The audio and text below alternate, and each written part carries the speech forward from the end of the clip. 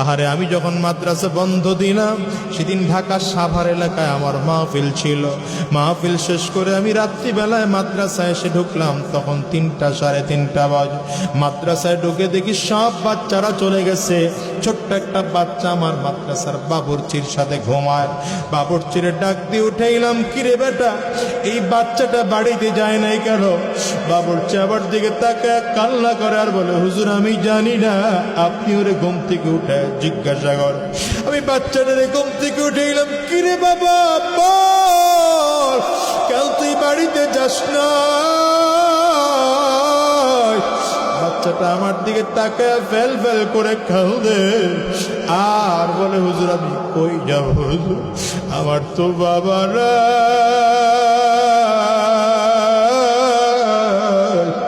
হুজুর আমার মা থাইকা আজকে নাই, আমি কার কাছে যাব, বাড়িতে যাব না।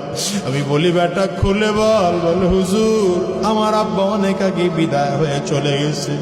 বাবা বিদায় নেওয়ার পরে মা আবার আরেক জায়গায় বিয়ে বসছে।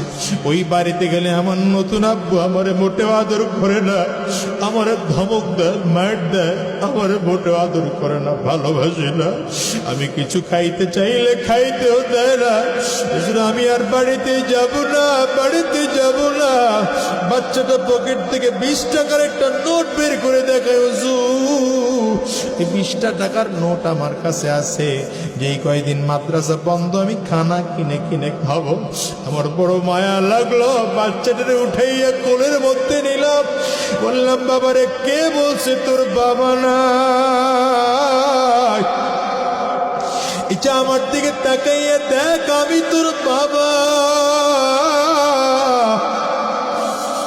ছোট আবার দিকে তাকায় কান্না করে আর বলে, হুজুর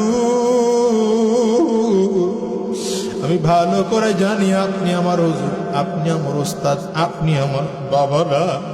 আরে দুনিয়ার মুসলমান ভালো করে বুঝো, ভালো করে বুঝো।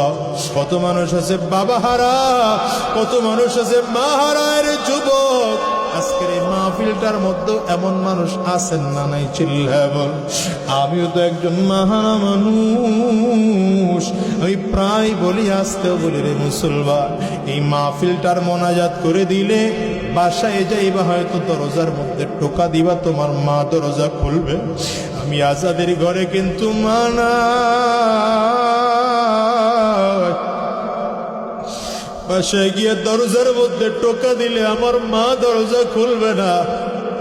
এর যুবক খেয়াল করো, তোমার আমার মা এখানে নাই, এমন আছে না নাই?